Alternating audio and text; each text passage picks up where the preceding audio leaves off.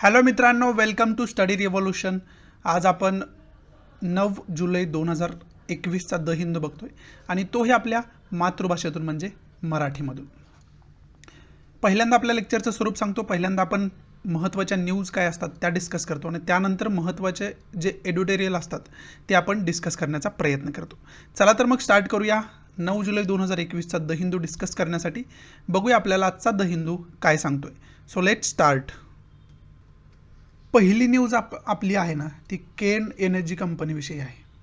केन ही company आहे आणि British based company, खरं तर ब्रिटिश कंपनी आहे, परंतु ती भारतामध्ये कार्य करत असताना आपल्याला दिसत होती. परंतु त्यावेळेस इश्यू काय झाला होता नेमका, तर त्यांच्यावरती जवळजवळ 10 वर्षाचे पेंडिंग जे टॅक्सेस होते ते इम्पोज करण्यात आले होते इंडियन गव्हर्नमेंटकडून. त्याच्याविरोधात त्यांनी दिल्ली हायकोर्टामध्ये अपीलसुद्धा केलं होतं. त्याच्यामध्ये मग त्यांना हार पत्करावी लागली होती. म्हणजे कुठंतरी हायकोर्टानं हे सांगितलं होतं आणि आपल्या एकंदरीत न्यायव्यवस्थेकडून त्यांना हे सांगण्यात आलं होतं की तुम्ही जे टॅक्स इम्पोज केलेले आहेत ते तुम्हाला द्यावे लागतील.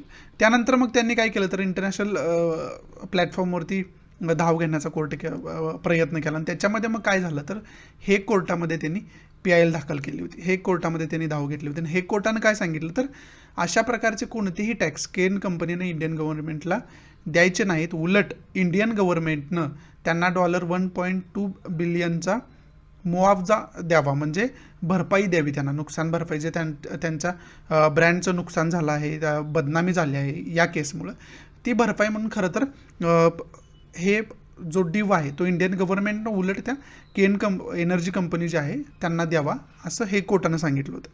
आणि मग त्यानंतर इंडियन गव्हर्नमेंट म्हणजे इंडियन टॅक्स सिस्टमनं काय सांगितलं की आम्ही याच्यावरती अभ्यास करतो आणि त्यानंतर डिसिजन घेतो. आणि त्यानंतर मग इंडियन गव्हर्नमेंटकडून तशा पद्धतीनं त्यांना हवं त्या पद्धतीनं पावलं उचलली गेली नाहीत. म्हणजेच काय झालं तर हे कोर्टानं 1.2 बिलियनचं दंड स्वरूपात अमाऊंट द्यावी, असं पण त्याला आपण म्हणू शकतो की इंडियन गव्हर्नमेंटनं केन कंपनीला द्यायचं. मग आता त्या केसनंतर काय झालं तर केन कंपनी वाट पाहायला लागली. कशाची तर या मुआवजा कधी येईल, हे पैसे कधी मिळतील. आणि 1.2 बिलियन अमाऊंट हे काही थोडी अमाऊंट नाही आहे. त्यामुळं कदाचितच ऑब्वियस आहे की केन कंपनीच्या फंडमध्ये इन्क्रीज मोठ्या प्रमाणात होणार आहे. त्यांच्या शेअरची प्राईससुद्धा या केसनंतर वाढलेली आपल्याला पाहाव्यास मिळाली होती. परंतु त्यानंतर इंडियन गव्हर्नमेंटनं आत्तापर्यंत ते ड्यू जे आहेत ते कंप्लीट केलेले आपल्याला पाहाव्यास मिळाले नाही. मग हे न्यूज काय सांगते आपल्याला तर ही न्यूज सांगते की केन कंपनीचे ऑफिशियल्स जे आहेत ना त्यांनी आताच जाहीर केले की आम्हाला कोर्टाकडून अशा प्रकारच्या हिंट मिळालेल्या आहेत की इंडियन गव्हर्नमेंटच्या ज्या ॲसेट्स विदेशात आहेत, विशेष करून पॅरिसमध्ये ह्या ॲसेट आहेत ना, त्या ॲसेट मग आम्ही आता जप्त करणार आणि त्या ॲसेटमधून जेवढं काय वसूल होईल ना तेवढं आम्ही वसूल करणार. बरोबर आहे. आणि त्या जवळजवळ ॲसेट ज्या आहेत ना त्या जवळजवळ $23 मिलियन आपल्या ॲसेट आहेत पॅरिस बेसचा जर विचार केला. आणि टोटल वर्ल्डमध्ये इतर कंट्रीजमध्ये इंडिया ओन करणारे इंडियन गव्हर्नमेंटच्या ॲसेट ज्या आपल्या आहेत ना त्या जवळजवळ $70 बिलियनपर्यंत जातात, समजते. आणि कुठंतरी मग याला इंडियन गव्हर्नमेंटला कसं उत्तर दिलं आहे तर अशा प्रकारची कोणतीही नोटीस किंवा कोणतीही हिंट आम्हाला हे कोर्टाकडून मिळालेली नाही, असा रिप्लाय याच्यावरती इंडियन गव्हर्नमेंटनं दिलेला आपल्याला पाहाव्यास मिळतो, समजते. मग याच्यातून आता आपल्याला की पॉईंट काय काय घ्यायचे आहे तर पहिला की पॉईंट घ्यायचा इंडियन टॅक्स सिस्टम काय. मग त्याच्यामध्ये GST जास्त न्यूजमध्ये, मग GST आपल्याला माहिती पाहिजे. त्याचबरोबर डायरेक्ट इनडायरेक्ट टॅक्स काय आहे तुम्हाला मी अगोदर सांगितलं होतं. मग तो डायरेक्ट अँड इनडायरेक्ट टॅक्स काय काय आहे हे आपण सर्व बघून ठेवायला पाहिजे. थर्ड पॉईंट जो आहे तो ब्रिटिश गव्हर्नमेंटमध्ये जो टॅक्स सिस्टम होते ना, रेव्हेन्यू सिस्टम होती, त्याला आपण शेतसारा वगैरे म्हणतो, त्याचासुद्धा इतिहासाच्या दृष्टीतून आपल्याला अभ्यास असणं कुठंतरी गरजेचं होऊन बसतं. बरोबर आहे. हा एक की पॉईंट आपण घेऊ शकतो. दुसरा की पॉईंट काय आहे तर हे कोर्ट जे आहे ते नेदरलँड बेस आहे. मग नेदरलँडचं लोकेशन काय आहे आपण आता मी तुम्हाला दाखवणारच आहेत, पण मॅप रिडिंगच्या वेळेस तुम्ही ते सुद्धा वारंवार बघणं, त्याचे रिव्हिजन करणं हे तुम्हाला गरजेचं होऊन बसतं, समजतं. एवढं तर की पॉईंट आपण याच्यातून घेऊच शकतो. आता आपण बघूया नेदरलँडचं लोकेशन काय आहे ते. इथं तुम्ही नेदरलँडचं एक्झॅक्ट मॅप जर आपण बघितला तर इथं आपला इंडिया आहे आणि इंडियातून या साईडला जर तुम्ही गेला तर इथं तुम्हाला नेदरलँड पाहायला मिळतं, समजते. आता नेदरलँडचा डिटेल मॅप जर बघायचं झालं ना तर थोडं झूम करून आपल्याला बघावं लागेल. मग हा झूम केलेला मॅप आहे त्याच्यामध्ये नेदरलँड आपल्याला इथं नेदरलँड पाहाव्यास मिळतं. मग त्याच्या जवळची जी काय महत्त्वाची ठिकाणं आहेत ना त्याच्यामध्ये मग बेल्जियम कंट्री आहे, त्याचबरोबर इकडं जर बघितलं तर युनायटेड किंगडम आहे, ज्याला UK आपण म्हणतो, ती आहे. त्यानंतर इथं आयर्लंड आहे. मध्येच बघितलं तर नॉर्थ सी आहे. हा जो एरिया आहे त्याला नॉर्थ सी आपण संबोधतो. समजते. हे जे लोकेशन आहे आणि की पॉईंट काय काय आहेत ना अशा प्रकारचे न्यूजमध्ये असलेल्या ठिकाणांचे, ते आपण खरं तर बघून ठेवणं गरजेचं असतं. पुढची न्यूज आहे ती सुप्रीम कोर्टाशी रिलेटेड, सॉरी, फेसबुकशी रिलेटेड न्यूज आहे. सुप्रीम कोर्टानं आताच फेसबुकचे ऑफिशियल जे आहेत, आता मुद्दा पहिला मी सांगतो तुम्हाला काय घडलं होतं. फेब्रुवारी 2020मध्ये दिल्लीमध्ये काही ठिकाणी दंगली झाल्या होत्या आणि त्याला कारण काय होतं, फेसबुकवरती चुकीची माहिती प्रसारित केली गेली होती आणि त्याच्यामुळे काय झालं, चुकीच्या पोस्ट प्रसारित केल्या गेल्या आणि त्याच्यामुळे लोकांच्या मनात असंतोष निर्माण झाला आणि ती व्हायलन्स आपल्याला बघायला मिळालं होतं. त्याच्यामध्ये अनेक लोकांची हत्यासुद्धा झालेली आपल्याला पाहाव्यास मिळाली. मग त्यामुळं काय झालं होतं तर सुप्रीम कोर्टानं फेसबुकला उत्तरदायी समजलं, सॉरी दिल्ली हायकोर्टानं. दिल्ली गव्हर्नमेंटनं काय केलं, दिल्ली हायकोर्टानं नाही, दिल्ली गव्हर्नमेंटनं फेसबुकवरती निशाणा साधला आणि फेसबुकवरती अशा प्रकारच्या ॲक्टिव्हिटी फेसबुकनं रोखणं काम आहे असं दिल्ली गव्हर्नमेंटकडून सांगण्यात आलं आणि त्याच्यामध्ये मग सुप्रीम कोर्टानं सुद्धा इंटरव्हेन्शन केलं. त्यानंतर न्यायव्यवस्था, आपली सुप्रीम न्यायव्यवस्था म्हणून.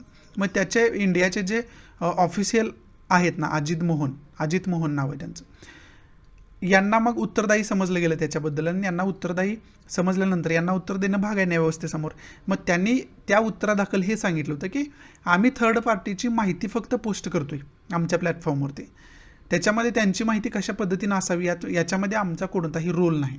मग हे जर तुम्ही जर ऐकलं तर तुम्हाला पण समजत असेल की तुम्ही एक कंपनी म्हणून तुम्ही काय माहिती पोस्ट करता हे तुमचं काम आहे बघणं. परंतु अजित मोहन यांनी सांगितलं की आम्ही फक्त थर्ड पार्टीची माहिती आम्ही पोस्ट करतोय सोशल मीडिया प्लॅटफॉर्म जो आम्ही प्रोव्हाइड करतो, त्यामुळे त्या माहितीमध्ये ती माहिती कशा प्रकारची असावी हे बघणं आमचं काम नाही असं यांना इनडायरेक्टली म्हणायचं होतं. मग त्याच्यावरती मग सुप्रीम कोर्टानं फेसबुकला आणि त्यांना सुद्धा सुनावलं की अशा पद्धतीनं उत्तर हे ॲक्सेप्टेबल होणार नाही आणि ॲक्सेप्टेबल नाही आहे, कारण तुम्ही थर्ड माहिती प्रसारित करताय. सोशल मीडिया प्लॅटफॉर्मवरचा सर्वात मोठा प्लॅटफॉर्म जवळजवळ फेसबुक आता झालेला आहे. त्याच्यावरती जवळजवळ 270 मिलियन रजिस्टर्ड युजर्स आहेत, 270 मिलियन रजिस्टर्ड युजर्स आहेत त्याच्यावरती. आणि त्यामुळे तुम्ही अशा प्रकारच्या सिक्युअर पॉलिसीज करायला पाहिजे. अशा प्रकारची इनसिक्युअर माहिती तुमच्या प्लॅटफॉर्मवर पसरवली जाते आणि त्याच्यावरती फेसबुक कोणत्याही प्रकारची ॲक्शन घेत नाही. म्हणजेच काय तर म्हणजे तुम्ही अशा प्रकारच्या दंगली घडवण्यात उलट प्रोत्साहन करताय त्या लोकांना, असं कुठंतरी इनडिरेक्टली सुप्रीम कोर्टानं सुद्धा सांगितलं होतं आणि दिल्ली हायकोर्टानं तर डायरेक्ट त्यांच्यावरती अशा प्रकारचे फेसबुकवरती आरोप लावले होते. समजते. त्यामुळे हे जजमेंट खरं तर आपल्याला बघायला मिळालं आणि आता सुप्रीम कोर्टात त्याच्यावर जजमेंट काय आलं तर अशा प्रकारचं जर तुम्ही उत्तर देत असाल तर ते ॲक्सेप्टेबल होणार नाही आणि तुम्ही काय माहिती प्लॅटफॉर्मवरती प्रकाशित करताय, पोस्ट करताय, करायला परमिशन देताय अशा लोकांना, त्याच्यावरती तुम्ही विशेष विचार करणं खरं तर गरजेचं आहे. समजते. आता याच्यामुळं की पॉईंट आपला पहिला काय तर फेसबुक विषय बेसिक इन्फॉर्मेशन ती सर्वांनाच असेल, त्यात काही विशेष नाही. सेकंड गोष्ट काय, नवीन IT रूल जास्त न्यूजमध्ये आहेत आणि त्याच्यामध्ये फेसबुक प्लॅटफॉर्म असेल किंवा व्हॉट्सअप असेल किंवा ट्विटर असेल, यांच्यामध्ये जास्त क्लॅश आपल्याला वारंवार पाहायला मिळतो. त्यामुळे त्याच्याविषयी सुद्धा नवीन IT रूलविषयी सुद्धा आपण एक इन्फॉर्मेशन काढून ठेवणं खरं तर गरजेचं होऊन बसतं. पुढची न्यूज आहे ती ट्विटरशी रिलेटेड आहे ना. आत्ताच तुम्हाला काय सांगितलं की IT रूल जास्त न्यूजमध्ये आहेत, ही पण न्यूज आहे ना ती IT रूल्सशीच रिलेटेड आहे. ट्विटरला दिल्ली हायकोर्टाने विचारलं आहे की तुम्ही IT रूलमध्ये ज्या तरतुदी दिल्या आहेत, information technology intermediary guidelines and digital ethics code rule 2021 ज्याला आपण म्हणतो, त्याच्यामध्ये प्रोव्हिजन केलेले आहेत त्या प्रोव्हिजन तुम्ही व्यवस्थितरित्या फॉलो करत आहात का, त्याच्यासाठी तुम्ही काय कारवाई केली, ती कारवाई जर केली असेल तर त्याचं ॲफिडेविट जमा करावं, ॲफिडेविट सबमिट करावा, असे कुठं तर आदेश दिल्ली हायकोर्टानं दिलेले आपल्याला पाहाव्यास मिळतात. त्याच्यामध्ये काय सांगितलं तर दिल्ली हायकोर्टानं नवीन IT रूलमध्ये प्रोव्हिजन्स काय आहे तर इंटरिम रेसिडेन्शियल ग्रीव्हन्स ऑफिसरची नेमणूक करणं, त्यानंतर चीफ कंप्लायन्स ऑफिसरची नेमणूक करणं, नोडल कॉन्टॅक्ट ऑफिसरची नेमणूक करणं, हे सर्व ज्या तरतुदी आहेत नवीन IT रूल 2021मध्ये, त्या तरतुदीचं तुम्ही पालन केलं आहे का, अशा प्रकारचे जे ऑफिसर्स इथं दिलेत ना त्या ऑफिसरची नेमणूक तुम्ही केली आहे का. जर केले असेल किंवा नसेल तर तशा प्रकारचं ॲफिडेविट सबमिट करण्यासाठी दिल्ली हायकोर्टानं त्यांना सांगितलेलं आहे. बरोबर आहे. आता याच्यामध्ये आपल्याला महत्त्वाचे काय बघून ठेवायचं तर नवीन IT रूल जे आलेले आहेत हे वारंवार न्यूजमध्ये, रोज न्यूजमध्ये मी काल पण सांगितलं होतं, आज पण सांगतो, त्याच्या अगोदर पण सांगितलं होतं. नवीन IT रूलच्या प्रोव्हिजन्स ते डिटेलमध्ये आपण बघून ठेवणं गरजेचं आहे. त्याच्याशी रिलेटेड जर लेक्चर जर तुम्हाला एखादं मिळालं तरी ते बघून ठेवलं तरी ते मोर दॅन सफिशियंट आहे. दुसरी गोष्ट काय आहे तर नवीन IT रूलमध्ये हे एक प्रोव्हिजन काय आहे तर सोशल मीडिया प्लॅटफॉर्म जो असेल कोणताही असू द्या, ट्विटर असू द्या, फेसबुक असू द्या, व्हॉट्सअप असू द्या किंवा कोणताही असू द्या, त्यांनी प्रत्येक महिन्याला एक रिपोर्ट सबमिट करायचा आणि त्या रिपोर्टमध्ये काय असेल तर किती पोस्ट सबमिट झाले इंडियाकडून, इंडियाच्या लोकांनी किती प्रमाणात पोस्ट सबमिट केला, चुकीच्या पोस्ट त्यात किती प्रमाणात होत्या आणि त्याच्यावरती त्या संबंधित प्लॅटफॉर्म असेल त्या अथॉरिटीनं कशा प्रकारची ॲक्शन घेतली किंवा आलेल्या कंप्लेंट्सवरती कशा प्रकारची ॲक्शन्स घेतली हा रिपोर्ट त्यांनी प्रदर्शित करायचा आहे प्रत्येक महिन्याला इंडियन गव्हर्नमेंटकडे. असं प्रोव्हिजन IT रूल 2021मध्ये दिलेले आपल्याला पाहाव्यास मिळाले. त्याच्यावरून मोठ्या प्रमाणात गदारोळसुद्धा आपल्याला पाहाव्यास मिळतो आणि त्याच्यामध्ये मग जे हे ऑफिसर्स दिले ते इंटरिम रेसिडेन्शियल ग्रीव्हन्स ऑफिसर असेल किंवा चीफ कंप्लायन्स ऑफिसर असेल, नोडल कॉन्टॅक्ट ऑफिसर असेल, हे सर्व त्याच्याशी रिलेटेडच पोस्ट जे आहेत त्या असलेल्या आपल्याला पाहाव्यास मिळतात. नवीन IT रूलमध्ये या पोस्टची तरतूद केली गेली. अशा प्रकारच्या पोस्ट त्या सोशल मीडिया प्लॅटफॉर्म ज्या अथॉरिटी आहेत त्यांनी अपॉइंट करणं गरजेचं आहे, निर्मित करणं त्यांच्याकडून गरजेचं आहे ही इन्फॉर्मेशन देण्यासाठी असं सांगितलेलं. आणि त्याच्यामुळं काय झालं तर तिसरा की पॉईंट आपण याच्यातून घेऊ शकतो ॲक्ट ऑफ प्रायव्हसी. कारण या सोशल मीडिया प्लॅटफॉर्म करून आरोप इंडियन गव्हर्नमेंटवरती वारंवार काय केला जातोय तर अशा प्रकारची जे IT रूलमध्ये तरतूद आहे ना नवीन, ती कुठंतरी आमच्या कस्टमर असतील किंवा भारतातले नागरिक जे अशा प्रकारचे सोशल मीडिया प्लॅटफॉर्म किंवा आमचे कस्टमर आहेत इंडियन, त्यांच्या प्रायव्हसीचं कुठंतरी हनन आहे असं यांच्याकडून आरोप वारंवार केला जातोय. आणि दिल्ली हायकोर्टामध्ये त्यांच्याकडून PIL सुद्धा दाखल केली होती फेसबुक, व्हॉट्सअपचं उदाहरण जर आपण घेतलं तर समजते. त्यामुळं काय झालं तर ॲक्ट ऑफ प्रायव्हसी न्यूजमध्ये आलं. मग कलम 21A तुम्हाला माहिती पाहिजे त्याच्यात काय तरतूद दिली होती. त्यानंतर जर दुसरा पॉईंट याच्याशी रिलेटेड बघायचा झाला तर KS पुट्टास्वामी केस होती. KS पुट्टास्वामी केसचं जजमेंट तुम्हाला माहिती पाहिजे. KS पुट्टास्वामी केसमध्ये काय सांगितलं होतं तर प्रायव्हसी हा आपला मूलभूत अधिकार असायला पाहिजे आणि मूलभूत अधिकार असेल त्याचं कोणी हनन करू शकत नाही असं KS पुट्टास्वामी केसच्या जजमेंटमध्ये सांगितलेलं सुप्रीम कोर्टाचे जजमेंट होते सांगितलं आपल्याला पाहाव्यास मिळतं समजते. आणि त्यामुळे त्याची आपोआपच काय झालं तर फंडामेंटल राईटमध्ये त्याची इन्व्हॉल्वमेंट झाली होती, इन्क्लूड झालं होतं ते बरोबर आहे. आता फंडामेंटल राईट न्यूजमध्ये आलं. मग चौथा पॉईंट ऑब्वियस आपला काय तर फंडामेंटल राईट. मग फंडामेंटल राईट जे 12 ते 35 फंडामेंटल राईट आहेत ते आपण सर्व बघून ठेवणं कुठेतरी गरजेचं होऊन बसतं समजते. एवढं सगळं आपण या न्यूजमधून घेऊ शकतो. दुसरी न्यूज जी आहे ती अरुणाचल प्रदेशची रिलेटेड न्यूज आहे. अरुणाचल प्रदेशचं जे स्टेट गव्हर्नमेंट आहे त्यांच्यामध्ये आत्ताच कॅबिनेटमध्ये त्यांचं हे डिसिजन झालं की बाहेरून अरुणाचल प्रदेशमध्ये येणाऱ्या कोणताही व्यक्ती असू द्या त्याचं वॅक्सिनेशन झालेलं असेल तरच त्याला अरुणाचल प्रदेशमध्ये एंट्री मिळेल. अशा प्रकारचं जजमेंट आपल्याला पाहाव्यास मिळालं समजतं. आता या न्यूजमधून आपल्याला काय शिकायचं तर पहिलं तर महत्त्वाचं काय आहे तर अरुणाचल प्रदेशचं लोकेशन काय आहे ते आपण बघून ठेवणं गरजेचं आहे. चला मग बघूया लोकेशन काय आहे अरुणाचल प्रदेशचं. हे तुम्ही इथं बघू शकताय. इथं आपल्याला पाहाव्यास मिळतं अरुणाचल प्रदेशचं लोकेशन. मग त्याचे शेजारील स्टेट जर बघायची झाली तर आसाम आहे, नागालँड आहे, त्याला टच करणाऱ्या स्टेट जे आहेत. आणि इंटरनॅशनल बाउंड्री काय टच करते तर भूतानची बाउंड्री इंटरनॅशनल बाउंड्री म्हणून त्याला टच करताना आपल्याला पाहाव्यास मिळते. आणि महत्त्वाची जॉग्राफिकल टॉपोग्राफी जर बघायचं झालं तर ब्रह्मपुत्रा रिव्हर जी आहे ना ती अरुणाचल प्रदेशमधून भारतामध्ये एंट्री करत असलेली आपल्याला दिसते, एंटर करत असलेली आपल्याला पाहाव्यास मिळते बरोबर आहे. हे थोडी बहुत माहिती ही आपल्याला असणं कुठंतरी गरजेचं होऊन बसतं समजतंय तुम्हाला. पुढची न्यूज जी आहे ती सुप्रीम कोर्टाने आत्ताच एका जजमेंटमध्ये काय सांगितलं, अपेक्स कोर्टाने विशेष म्हणजे त्यांनी सांगितलं की सेंट्रल गव्हर्नमेंट आणि दिल्ली गव्हर्नमेंट यांच्यामध्ये जो वारंवार टसल आपल्याला पाहाव्यास मिळतं यांच्यामध्ये वारंवार आपल्याला शाब्दिक युद्ध जे पाहायला मिळतं ना ते त्यांची इनमॅच्युरिटी आहे. आणि तशा प्रकारची जर इनमॅच्युरिटी तुम्ही ठेवली इथून पुढं सुद्धा तर मग प्रशासनामध्ये चांगल्या प्रकारचं काम करण्यास दोघंही असफल ठरतील, कायमच अनसक्सेसफुल ठरतील. अशा प्रकारचं जजमेंट कुठंतरी सुप्रीम कोर्टानं आता यांच्या दोघांबद्दल दिलेलं आपल्याला पाहाव्यास मिळतं. कारण काय तर वारंवार दिल्ली गव्हर्नमेंट आणि सेंट्रल गव्हर्नमेंटमध्ये टसल पाहायला मिळतो. कारण का तर दिल्ली गव्हर्नमेंटमध्ये वेगळ्या पक्षाचं सरकार आहे आणि सेंट्रल गव्हर्नमेंटमध्ये वेगळ्या पक्षाचं सरकार आहे. म्हणजे दिल्लीमध्ये बघितलं तर आम आदमी पार्टीचं सरकार आहे आणि सेंट्रल गव्हर्नमेंटमध्ये बघितलं तर BJPचं सरकार आहे. त्यामुळं पार्टी डिफरन्स असल्यामुळं सुद्धा डिफरन्स ऑफ ओपिनियन आपोआप येणार आहे आणि त्यामुळं यांच्या दोघांमध्ये मोठ्या प्रमाणात आपल्याला शाब्दिक युद्ध झालेलं किंवा कुरुगोडी एक पॉलिटिक्समध्ये जी कुरुगोडी असते ना ती कुरुगोडी आपल्याला वारंवार पाहाव्यास मिळते. त्याच्यासाठी हे जजमेंट खरं तर महत्त्वाचं होऊन बसतं दोघांसाठी सुद्धा. त्याच्यामुळे आता याच्यातला की पॉईंट काय तर संघराज्य व्यवस्था जी आपली आहे ना त्याला आपण फेडरलिझम असं म्हणतो. मग फेडरलिझमविषयी आपल्याला अभ्यास करून ठेवणं कुठंतरी गरजेचं होऊन बसतं. समजते त्याच्यासाठी ही न्यूज आपल्याला महत्त्वाची होऊ शकते. फेडरलिझम काय सांगता आपण एक राज्यांचा संघ आहे आणि कोणतंही राज्य स्वतःच्या मर्जीने याच्यातून वेगळं होऊ शकत नाही अशी घटनेमध्ये तरतूद दिलेली. बरोबर आहे. मग फेडरलिझमशी रिलेटेड आर्टिकल्स कोणकोणते आहेत आणि त्याच्यामध्ये काय डेफिनेशन फेडरलिझमची दिली असेल तर ती आपल्याला खरं तर माहिती असणं गरजेचं आहे आणि त्याच्याशी रिलेटेड मग महत्त्वाच्या केसेस सुप्रीम कोर्टाचे जजमेंट असणार या महत्त्वाच्या केसेस कोणकोणत्या आहेत हे आपण करून ठेवणं गरजेचं आहे. कारण का तर आन्सर रायटिंगमध्ये जर कोणत्यात एखाद्या केसचं जजमेंट जर तुम्ही कोट करत असाल ना तर ते मार्क्स मिळवण्यासाठी आणि इम्प्रेसिव्ह आन्सर रायटिंगसाठी खूप महत्त्वाचं होऊन बसतं. समजते. आता समजा प्रायव्हसी विषयी कोणता तर एसे आला आहे किंवा शॉर्ट एक ॲन्सर लिहिण्यासाठी क्वेश्चन आलेलं आहे. समजा 150 शब्दामध्ये तुम्हाला त्याचं उत्तर लिहायचं आहे UPSC मेन्समध्ये.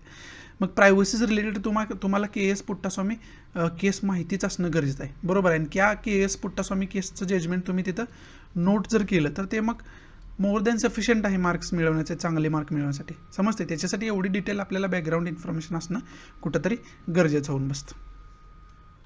पुढची न्यूज आहे ती फ्युअल प्राईस ज्या ऑइलच्या किमती वाढलेल्या आहेत ना त्याच्याविषयी सांगणारे आपल्याला न्यूज आहे. त्याच्यामध्ये आता हरियाणामधले जे शेतकरी आहेत ते सुद्धा हे जे ऑइलच्या प्राइसेस वाढले आहेत त्याच्या विरोधात जो प्रोटेस्ट चालू आहे ना त्याच्यामध्ये सहभागी झालेले आहेत आणि त्याच्यामध्ये विशेष करून महिलांचा सहभाग आपल्याला मोठ्या प्रमाणात असलेला पाहाव्यास मिळाला. कालच्याच न्यूजपेपरला आपण दिल्लीविषयी न्यूज बघितली होती की 100पेक्षा जास्त म्हणजे पर लिटर 100पेक्षा जास्त पेट्रोलसाठी आपल्याला पैसे द्यावे लागत आहेत. त्यामुळं खरं तर तिथं प्रोटेस्ट सुरू झाले देशामध्ये वेगवेगळ्या ठिकाणी आपल्याला त्याच्या विरोधात प्रोटेस्ट पाहायला आपल्याला मिळालेले आहेत. दुसरा प्रोटेस्ट रिलेटेड विषय जर महत्त्वाचा बघितला आपण तर फार्मर्स प्रोटेस्ट चाललेले आहेत भरपूर दिवसापासून. त्यामुळे याच्यातून की पॉईंट काय घ्यायचं तर ऑइलशी रिलेटेड सर्व माहिती म्हणजे ऑइल आपण क्रूड ऑइल कुणाकडून एक्सपोर्ट करतो, त्यानंतर मॅन्युफॅक्चर्ड जे ऑइल आहे ते कुणाला क्रूड ऑइल जे आहे ते कुणाकडून इम्पोर्ट करतो, इम्पोर्ट म्हणजे आयात करतो आणि त्याच्यापासून जे मॅन्युफॅक्चर्ड ऑइल आपण बनवतो ना ते कुणाला एक्सपोर्ट करतो. हे इम्पोर्ट एक्सपोर्टची ऑइलविषयीची सर्व माहिती आपल्याला कळायला माहिती पाहिजे तरच तुम्हाला त्याच्या प्राइसेस कशा वाढतात कशा कमी होतात हे समजेल. समजते तुम्हाला. आणि दुसरी गोष्ट काय तर याच्याशी रिलेटेड फार्मर्सचा उल्लेख आला ना तर फार्मर्स प्रोटेस्ट वारंवार चालू आहे. आता वारंवार नाही गेल्या 8-9 महिन्यापासून फार्मर्स प्रोटेस्ट चालू आहे. मग ते फार्मर्स प्रोटेस्ट फार्म ॲक्ट नवीन जो आला आहे ना तो फार्म ॲक्ट काय आहे त्याच्यामध्ये काय अशा तरतुदी आहेत की त्या मग फार्मर्स त्याला विरोध करताना आपल्याला पाहाव्यास मिळतात. हे सर्व मग ते फार्म बिल काय आहे फार्म ॲक्टमध्ये तरतुदी काय काय केले गेले त्यात सर्व तुम्हाला माहिती असणं कुठंतरी गरजेचं होऊन बसतं. पुढची न्यूज जी आहे ती काश्मीरशी रिलेटेड न्यूज आहे. काश्मीरमध्ये आताच जे मिलिटंट्स आहेत आणि भारतीय जवान आहेत त्यांच्यामध्ये एक इन्सर्जन्सी पाहायला मिळाले, त्यांच्यामध्ये क्लॅश पाहायला मिळालं. विशेष करून कोणत्या रिजनमध्ये तर लाईन ऑफ कंट्रोलच्या रिजनमध्ये. त्याचं आपण लोकेशन आता बघणारच आहोत. त्याच्यामध्ये जवळजवळ 6 मिलिटंट्स मारण्यात आपण यशस्वी झालो आणि आपले 2 जवान त्याच्यामध्ये शहीद झालेले आपल्याला पाहाव्यास मिळालं. आणि त्यामुळेच खरं तर जम्मू आणि काश्मीर आता याच्यातून की पॉईंट आपल्याला काय काय घ्यायचे आहेत तर पहिला की पॉईंट आहे जम्मू काश्मीरशी रिलेटेड 370 आताच हटवलेलं आपण पाहिलं. बरोबर आहे. आर्टिकल 370 मग त्याच्यामध्ये काय काय तरतूद होत्या, ऐतिहासिक पार्श्वभूमी त्याची काय 370ची, कशा पद्धतीनं ते लागू केलं गेलं होतं, कोण पंतप्रधान त्यावेळेस भारताचे होते हे सर्व आपल्याला माहिती असणं गरजेचं आहे. बरोबर आहे. दुसरी गोष्ट काय तर LOC जास्त न्यूजमध्ये आहे ना मग LOCचं लोकेशन काय आहे, कुठून कुठपर्यंत LOC आहे हे सर्व आपल्याला माहिती असणं कुठंतरी गरजेचं होऊन बसतं. मग त्याचं लोकेशन आता मी तुम्हाला दाखवतो कुठं आहे ते नेमकं. हा जर एरिया बघितला आपण तर ही लाईन ऑफ कंट्रोल इथं तुम्हाला दिली, इथून इथपर्यंत लाईन ऑफ कंट्रोल असलेले पाहावेस मिळते आपल्याला. आणि इकडचा जो पार्ट आहे ना त्याच्यावरती त्याला आपण पाक ऑक्युपाईड काश्मीर असं म्हणतो, म्हणजे त्याच्यावरती पाकिस्तानने कब्जा करून ठेवलेला आहे. खरं तर तो भाग आपला आहे. समजते. त्यामुळं ही जी लाईन आहे ती लाईन ऑफ कंट्रोल याला म्हटलं जातं. बरोबर आहे. आणि हा जो एरिया जर तुम्ही बघितला ना हा चायनानं ऑक्युपाय केलेला आहे. हा एरिया आपला आहे पण चायनानं ऑक्युपाय केलेला आहे. आणि ही जी लाईन आहे इथली त्या लाईनला आपण लाईन ऑफ ॲक्च्युअल कंट्रोल म्हणतो. LAC त्याला म्हणतो आणि याला LOC म्हणतो. समजते. त्याच्यामुळं हे सुद्धा तुम्हाला माहिती असणं गरजेचं आहे. पुढची याच्या पुढचीच न्यूज याच्याशी रिलेटेड आहे, त्यामुळं हा मॅप आत्ताच तुम्हाला मी दाखवून ठेवलेला आहे. समजते. म्हणजे एवढी इन्फॉर्मेशन तर तुम्हाला याच्याविषयी असणं गरजेचं आहे. आणि याच LOCच्या कुठंतरी बॉर्डरवरती आपल्याला पाहायला मिळालं की क्लॅश झालेला बघितला राजौरी नावाच्या ठिकाणावरती.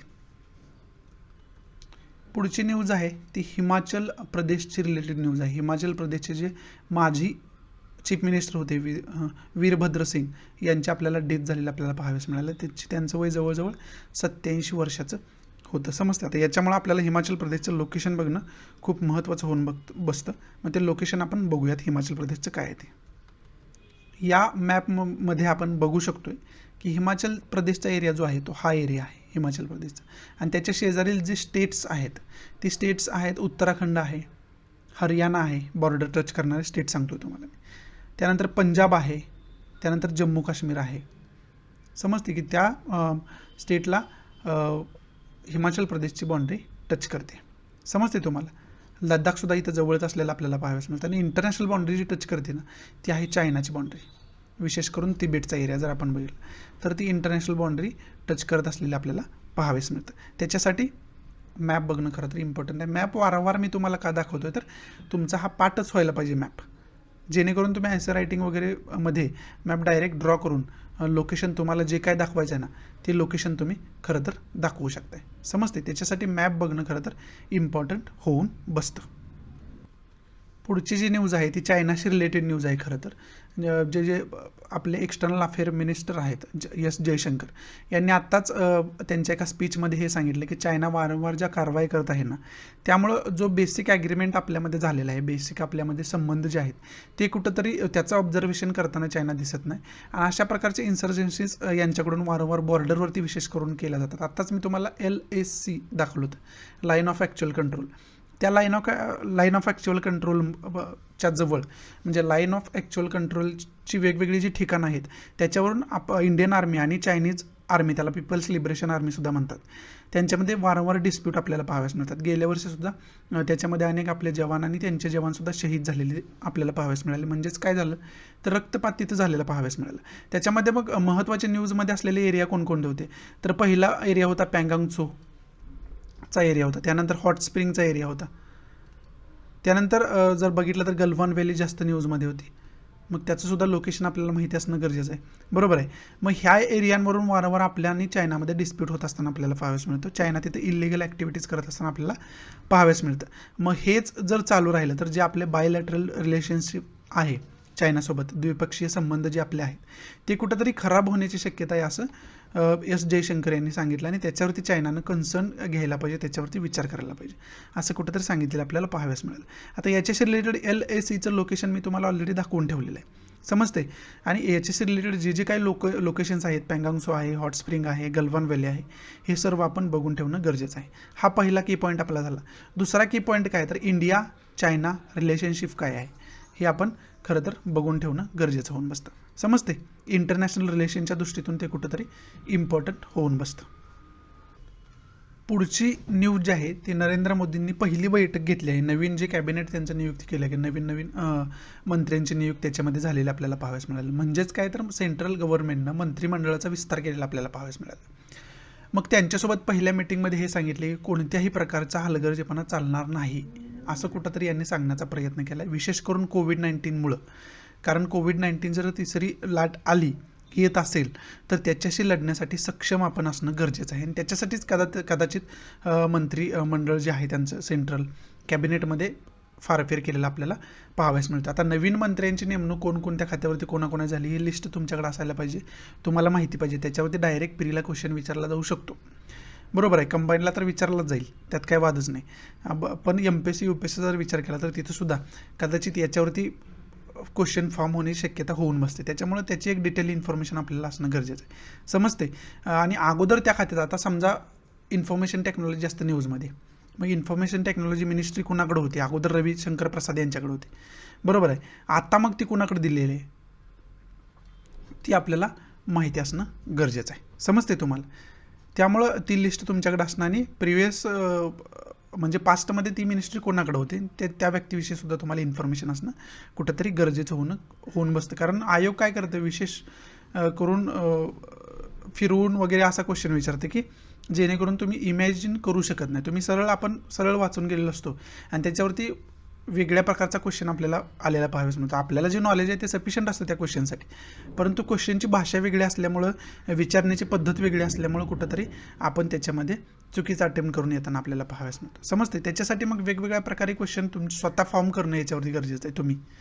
की फॉर एक्झाम्पल आता इन्फॉर्मेशन टेक्नॉलॉजीचे प्रिव्हियस म्हणजे पास्टचे मिनिस्टर खालीलपैकी कोण होते आणि खाली तुम्हाला सिंपल नावं दिली जातील. अशा प्रकारचा क्वेश्चन कंबाईनमध्ये विचारलेला आपल्याला वारंवार पाहाव्यास मिळतो. बरोबर आहे.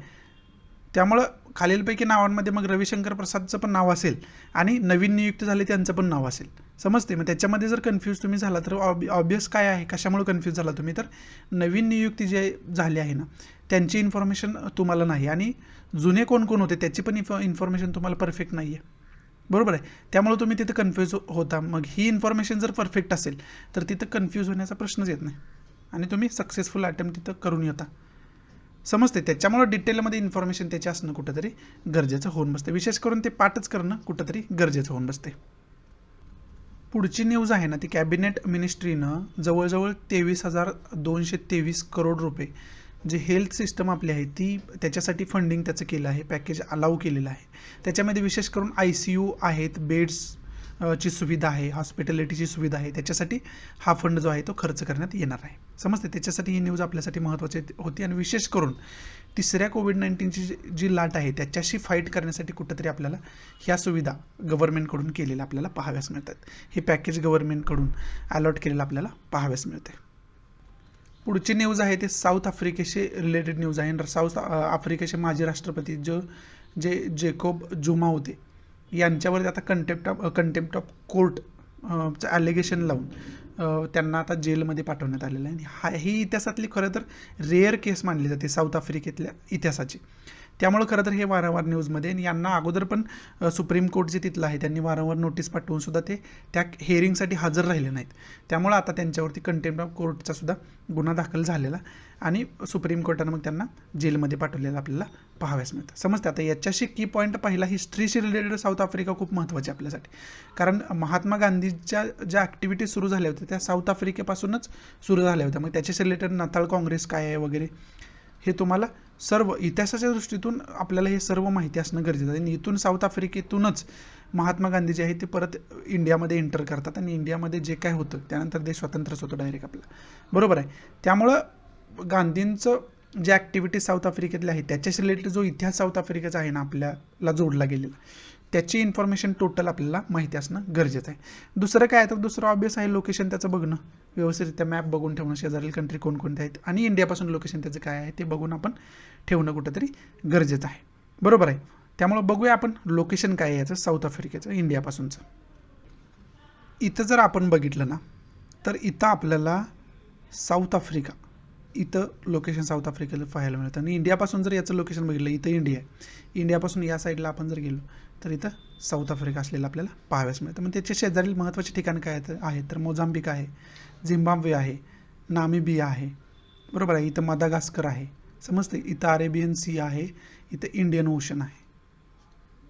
हे आपल्याला खरं तर माहिती असणं गरजेचं होऊन बसतं. हा टोटल जो आहे तो आफ्रिका कॉन्टिनेंट आहे आणि आफ्रिका कॉन्टिनेंटचीच एक कंट्री साऊथ आफ्रिका आणि ती खूप आफ्रिका कॉन्टिनेंटच्या दृष्टीतून खूप महत्त्वाची कंट्री मानली जाते आणि त्याचा इतिहाससुद्धा खूप महत्त्वाचा असलेला आपल्याला पाहाव्यास मिळतो. त्याच्यासाठी खरं तर लोकेशन बघणं आपल्याला गरजेचं होऊन बसतं. पुढची न्यूज जी आहे ना ती अफगाणिस्तानशी रिलेटेड न्यूज आहे. अफगाणिस्तानमध्ये काय झालं आता तर USAची आर्मी बाहेर निघत आहे. त्यामुळे तिथं जे तालिबान आहे ना टेररिस्ट ऑर्गनायझेशन आहे खरं तर ती आणि ती काय करते तर वर्चस्व स्वतःचं प्रस्थापित करण्यात यशस्वी होताना आपल्याला कुठं तर दिसत आहे आणि मोठ्या प्रमाणात त्यांच्याकडून व्हायलन्ससुद्धा केला जात असताना आपल्याला पाहाव्यास मिळते. आणि त्याच्याशीच रिलेटेड न्यूज आहे ती काबूल जी राजधानी आहे अफगाणिस्तानची तिथंसुद्धा त्यांचं वर्चस्व त्या काबूललासुद्धा त्यांनी काबीज करण्याचा प्रयत्न त्यांचा चालू आहे. त्याच्याशी रिलेटेड मग वेगवेगळ्या प्रकारच्या व्हायलन्स ते करत असताना आपल्याला पाहाव्यास मिळतं. मग याच्याशी रिलेटेड मी तुम्हाला माहिती थोडक्यात सांगितलीच होती, आत्ता पण सांगतो. इथं काय झालं होतं, अगोदर अफगाणिस्तान गव्हर्नमेंट आहे, परंतु तालिबान ऑर्गनायझेशनसुद्धा तिथं आहे, ती टेररिस्ट ऑर्गनायझेशन आहे. आणि ते जे तालिबानी आहेत ना, ते अफगाणिस्तानला स्वतःची भूमी मानतात. त्यामुळे आम्हालाच फक्त याच्यावरती रूल करायचा अधिकार आहे. कुठंतरी अशा प्रकारची आयडिओलॉजी त्यांची असलेली पहिल्यापासून आपल्याला पाहाव्यास मिळते. त्यामुळे यांच्याकडून काय केलं गेलं की वारंवार अफगाणिस्तान गव्हर्नमेंटवरती अटॅक केले गेलेले, तिथं व्हायलन्स करण्याचा प्रयत्न केला गेला.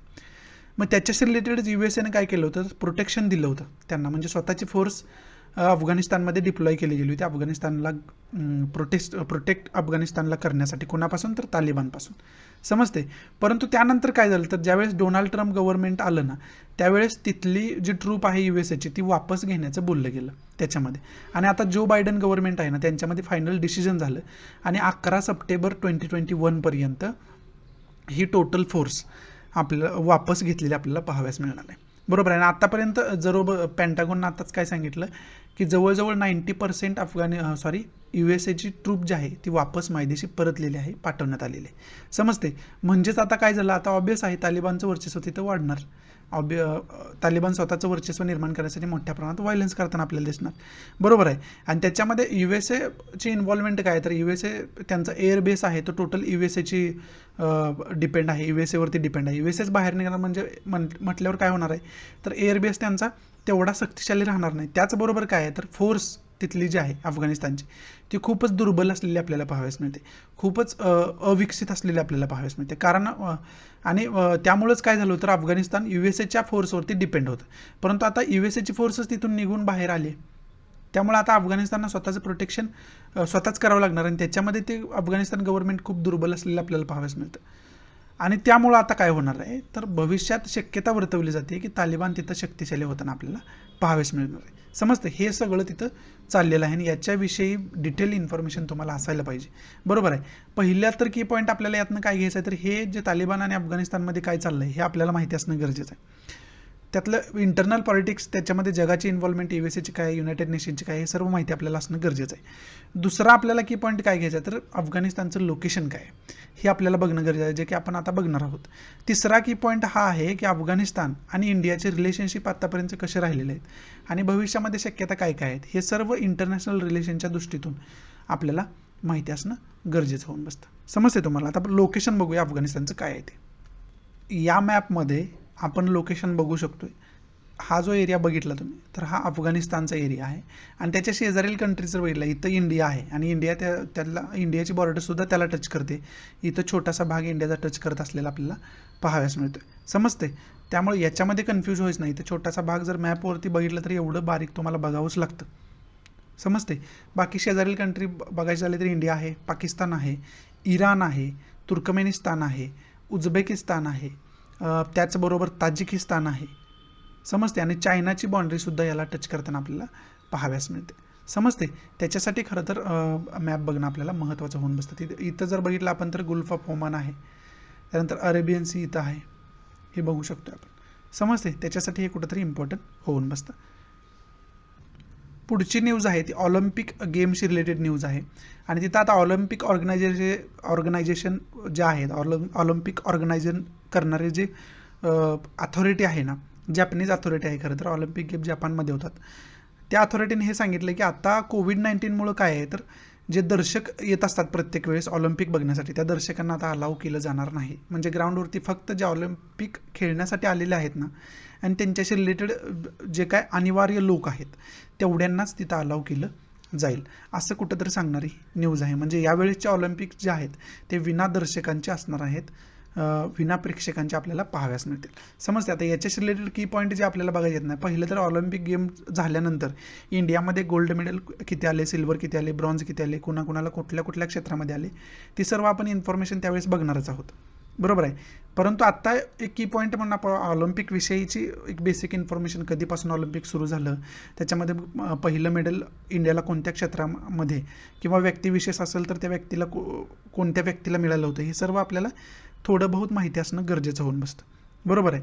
आणि दुसरं काय, तर इंडिया जपान रिलेशनशिप काय आहे हे आपण कुठंतरी बघून ठेवणं गरजेचं होऊन बसतं. आणि बाकी मेडलविषयी जी इन्फॉर्मेशन जी आहे ती मेडल मिळाल्यानंतर आपण बघायची आहे. ते आत्ता मेडल आत्ताच्या गेममध्ये किती मिळाली, कुणाकुणाला मिळाली, कोणत्या क्षेत्रामध्ये मिळाली आणि आत्तापर्यंतचे एकूण मेडल जे आहेत ते इंडियाला किती मेडल, गोल्ड मेडल किती मेडल मिळाले आहेत, सिल्वर किती मेडल मिळाले आहेत, ब्रॉन्झ किती मिळाले आहेत, हे सर्व आपल्याला माहिती असणं गरजेचं आहे. बरोबर आहे. मग त्याच्यामध्ये ऑब्व्हियस झालं टॉप कंट्री कोणती आहे की ज्या कंट्रीला जास्त मेडल आतापर्यंत मिळालेले आहेत ऑलिम्पिकमध्ये, हे सर्व आपल्याला कुठंतरी माहिती असणं गरजेचं होऊन बसतं. समजते.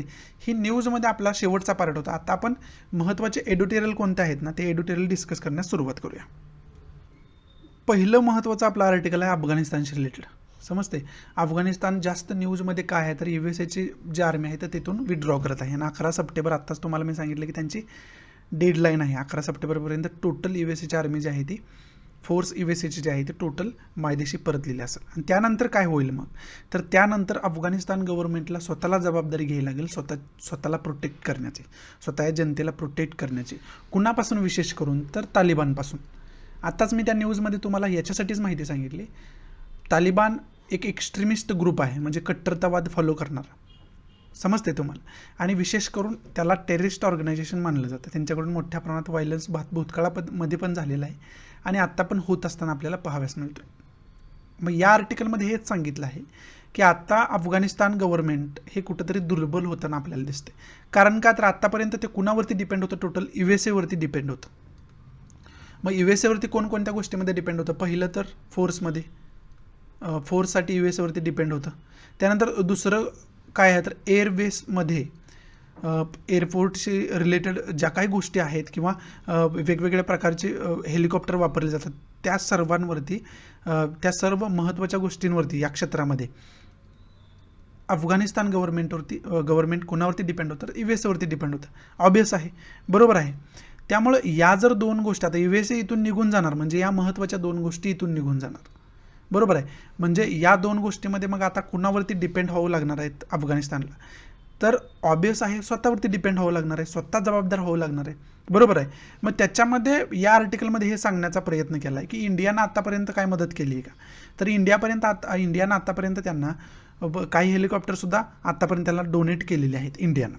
त्याचबरोबर अदर कोणत्या कंट्रीनं मदत केलेली आहे का तर अदर रशियाचा जर विचार केला तर रशियानं सुद्धा त्यांना या एअर बेसमध्ये मदत करण्याचा प्रयत्न केला आहे वेगवेगळ्या प्रकारचे हेलिकॉप्टर डोनेट करून.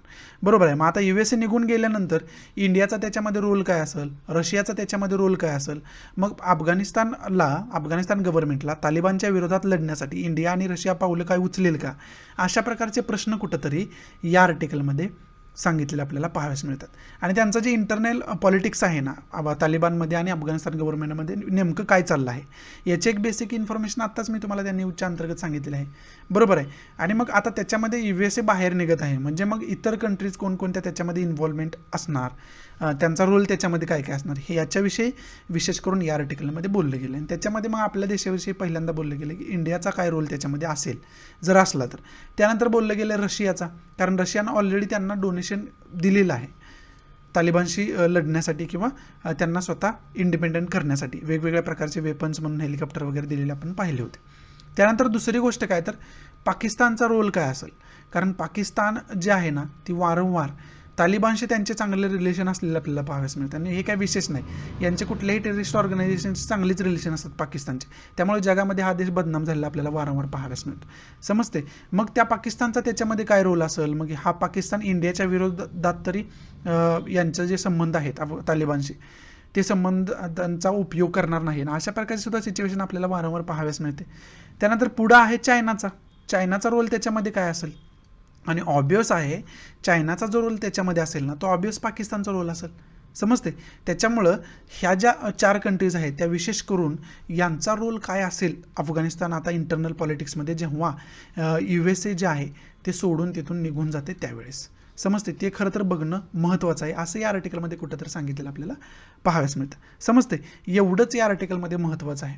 मग आता या आर्टिकलमध्ये या ज्या 4 कंट्रीज सांगितले त्यांच्या विषयी आपल्याला विशेष माहिती, विशेष करून आपला देश सोडून इतर ज्या रशिया, पाकिस्तान, चायना आहे यांच्याशी इंडियाचं रिलेशन कशा पद्धतीचं आहे आणि यांचं एक जॉग्राफिकल लोकेशन आपण बघून ठेवणं कुठंतरी गरजेचं होऊन बसतं. आता चायनाच्या इंडियाचा रिलेशनचा जर विचार केला आपण तर गलवान व्हॅली असेल किंवा LAC line of actual control त्याचा मी लोकेशन पण तुम्हाला दाखवलं आहे. आता त्यावरून काय क्लॅश चालू आहे, मग संबंध कसे बिघडत आहेत. S जयशंकर जे आपले फॉरेन अफेअर मिनिस्टर आहेत त्यांनी सुद्धा स्टेटमेंट आता दिले आपण न्यूजमध्ये बघितलं. मग त्यामुळे त्यामुळं कसं संबंधात बदल होत चाललेले आहेत, संबंध कसं खराब होत चालले आहेत, हे सुद्धा आपण इंटरनॅशनल रिलेशनच्या दृष्टीतून बघून ठेवणं गरजेचं आहे. समजते तुम्हाला? याच्यासाठी हे खरं तर आर्टिकल इम्पॉर्टंट होतं.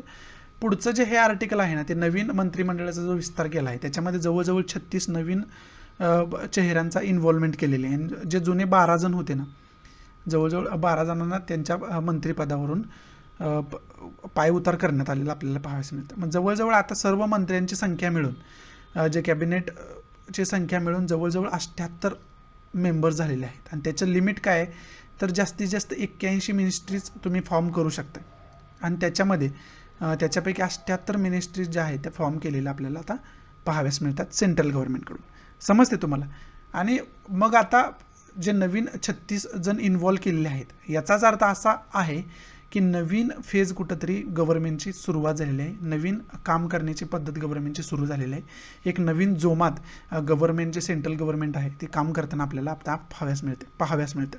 मग त्याच्यामध्ये आता न्यूजमध्ये पण आपण बघितलं की पहिल्याच मीटिंगमध्ये जे प्राईम मिनिस्टर आहेत नरेंद्र मोदी त्यांनी सर्वांना सुनावलं आहे की कोणत्याही प्रकारचा हलगर्जीपणा चालणार नाही, चांगल्या पद्धतीनं आपल्याला काम करणं गरजेचं आहे. विशेष करून तिसरी जी लाट कोविड-19ची येणार आहे त्याच्या विरोधात तर आपल्याला कोणतीही गोष्ट इग्नोर करून चालणार नाही, त्याच्यामध्ये कोणत्याही प्रकारचं कॉम्प्रोमाइज करून चालणार नाही असं सांगितलेलं आपल्याला पाहाव्यास मिळतं.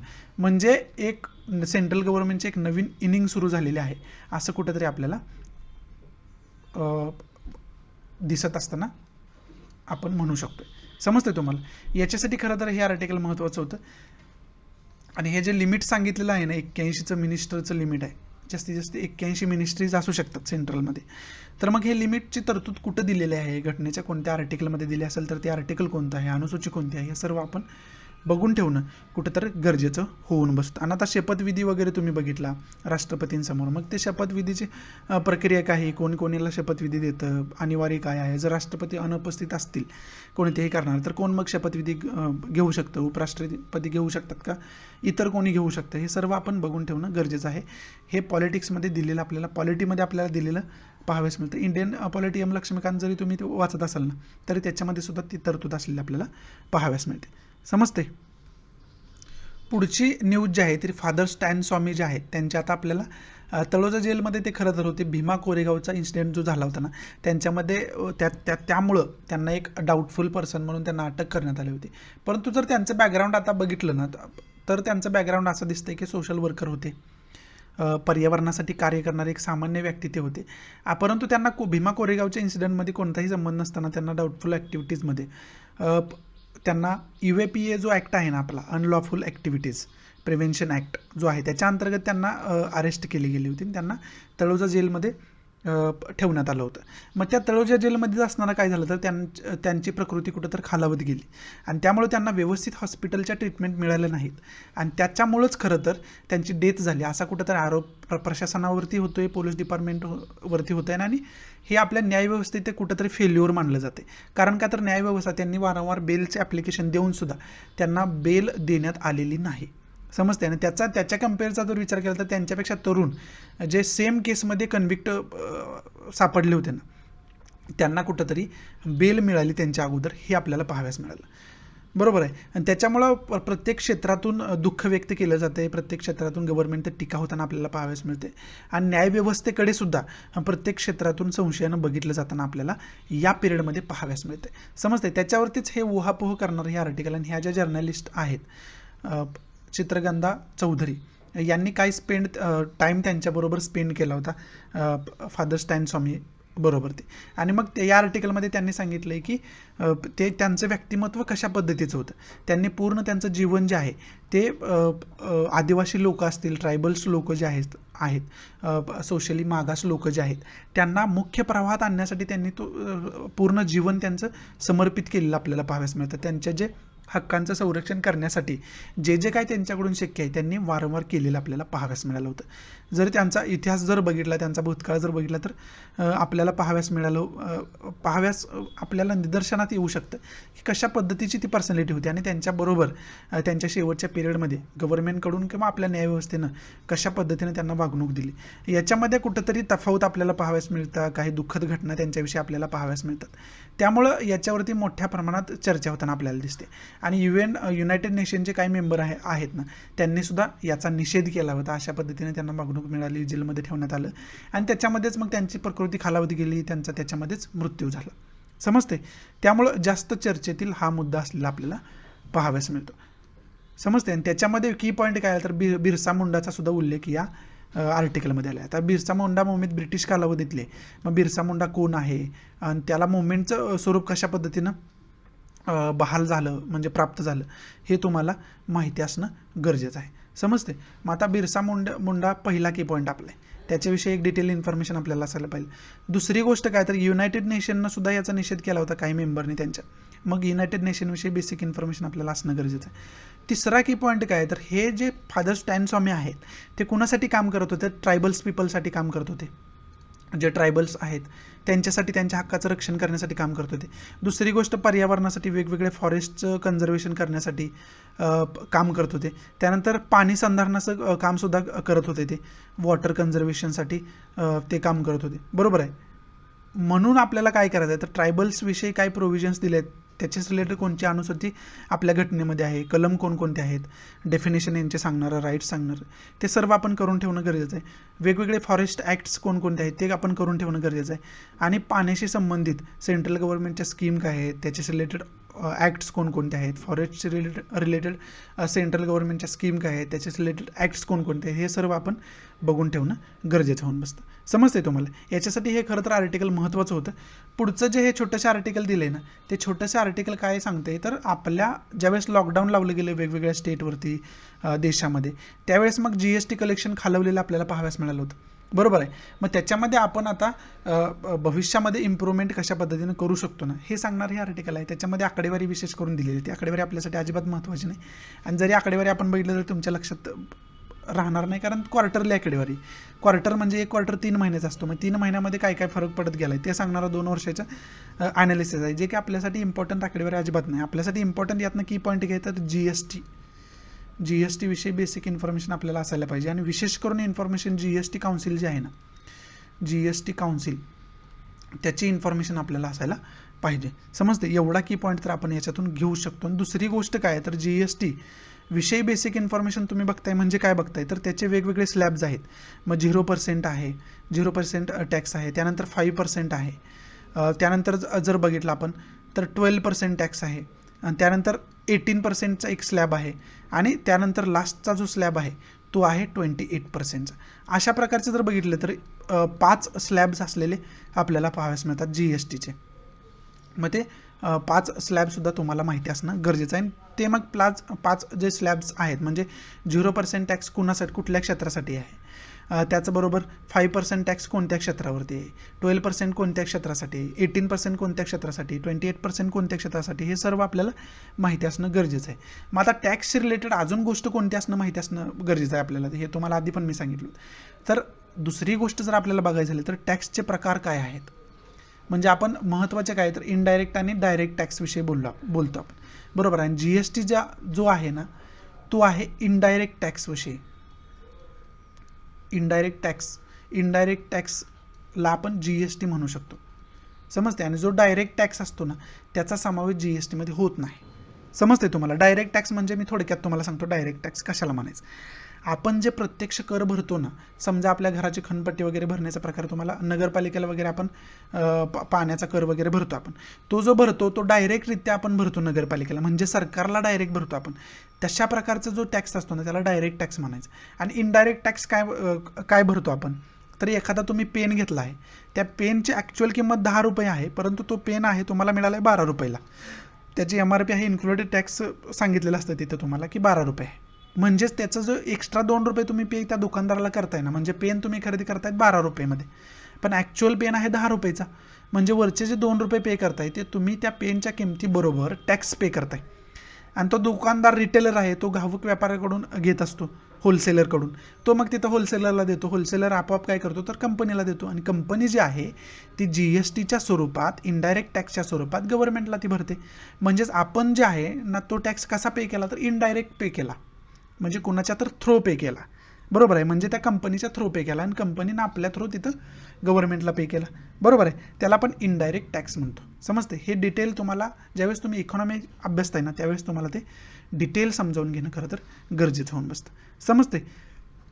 हे आपलं शेवटचं आर्टिकल होतं. इथं आपला द हिंदू आजचा समाप्त होतोय. आशा आहे की मी तुम्हाला चांगल्या पद्धतीनं आजचा द हिंदू समजावून सांगू शकलो असेल.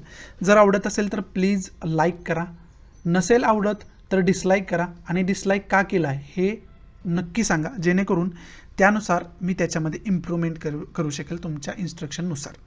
आणि प्लीज जास्तीत जास्त विद्यार्थ्यांना हे लेक्चर शेअर करा. आपल्या सर्व मराठी विद्यार्थ्यांपर्यंत मला पोहोचायचं आहे, त्यांना सर्वांना फायदा व्हावा असं मला वाटतं. त्याच्यासाठी मी हे खरं तर एफर्ट्स घेतो छोटंसं. जर तुम्ही हे शेअर केलं तरच सर्व विद्यार्थ्यांना याचा फायदा होऊ शकतो, सर्व विद्यार्थ्यांपर्यंत हे लेक्चर पोहोचू शकतं. त्यामुळं प्लीज जास्तीत जास्त विद्यार्थ्यांना हे शेअर करा, जेणेकरून सर्व आपल्या मराठी विद्यार्थ्यांना याचा फायदा होईल. तो इथं या नोटवरती मी तुमची आजच्यापुरती रजा घेतो. भेटूया आपण उद्याच्या नवीन लेक्चरमध्ये.